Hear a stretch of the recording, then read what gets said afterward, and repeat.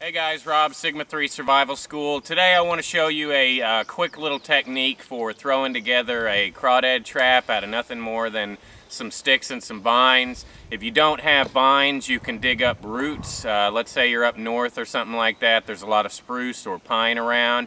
You can make a digging stick and grab the shallow roots, pull those up. But vines is definitely the best option. And today we're going to show you how to throw these together and you know, with just a few items. You know, basically all I need is my knife and some sticks, some vines, and some bait.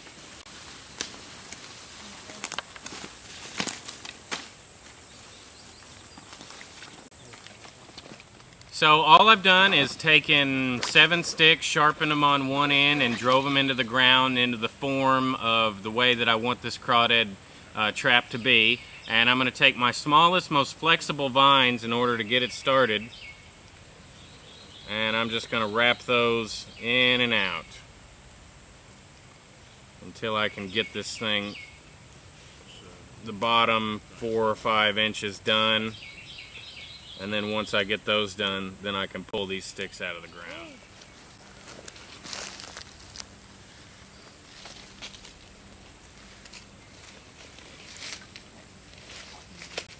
Okay, so I've got about the first 6 inches done, and it's just the same process over and over, guys. There's nothing new. It's just jam an end in and then wrap it over and under. And the taller you get up the trap, the quicker it tends to go. And this method is a lot quicker than the traditional method of trying to make like a rounded bottom basket. It's a whole lot easier to do.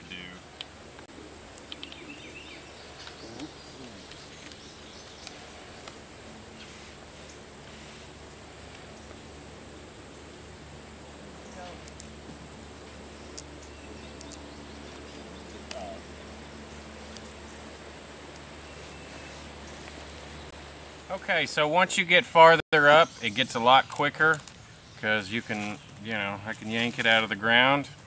As you can see, it's basically just a bunch of sharpened sticks and works great as a form. Whereas Jackie here is doing a more traditional style basket with a rounded bottom where you just flare everything up. That works as well. I think this is a little bit faster, but both will get the job done. Alright, so I've gone about as high as I want to go on this trap. This is a good medium-sized crawdad trap, and now I've got to essentially make my ramp. And all I'm going to be doing is jamming sticks in here and creating a platform that they can walk into. But in order to make that platform, I've got to first split out a bunch of sticks. And I like to have the whitewood showing on the ramp. I think it makes it look a little more enticing and definitely easier for them to see in murky conditions. So all I'm essentially trying to do is create a ramp, and all I'm doing is taking sticks, flatten them, and then sharpen them on one side so they're easy to poke through the trap. Alright, I'm here with my certified woods ninja. While I was making a crawdad trap, she whipped together a little backpack, and this is nothing more than just a basic basket. And then they took some vines and interweaved them in there, and this is all the gear she normally carries in her backpack that's now in that. So, basket making is such an essential skill. It's something that's so easy to do, and you can create all kinds of cool little survival tools to help you out in the woods when you don't have what you need.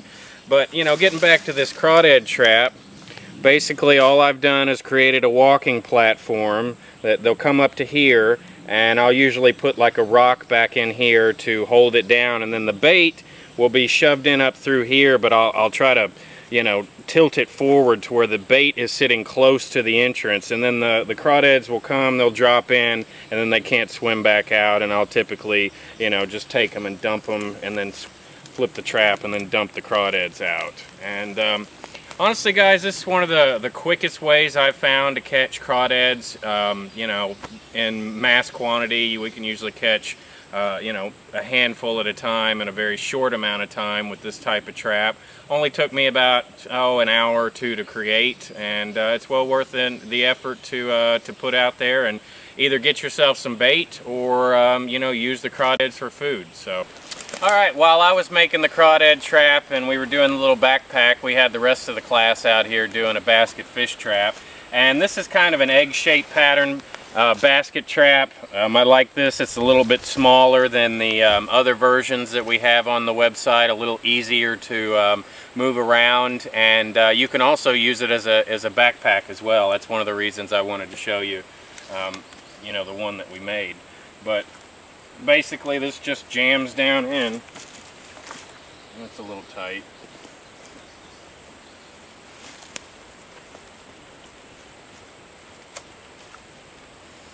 And all I'll do is stick sticks in there to secure that, and you know, the fish goes in and then they can't figure out how to get back out. So here's our completed product, and we're about to set this thing in the pond, and this is just, you know, another one of the things that we teach in the advanced standard and the instructor course. And all I'm going to do is add a little rock for weight, and sometimes you might have to take the top few rows out in order to get your rock in there.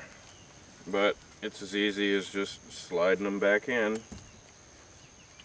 And you want your ramp to come up pretty high. You want just a little space. And then I've just got a piece of cheese here. Crawdads ain't picky. They'll eat just about anything, so I just grabbed what I had.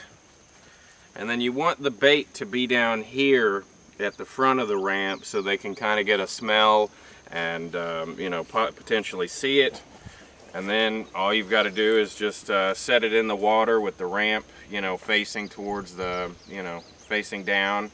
Have them walk in, and hopefully we'll have us a whole slug of crawdads in the morning.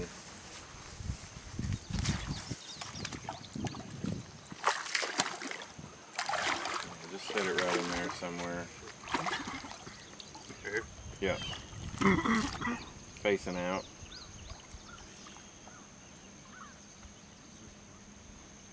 Might need to jiggle the rock towards the...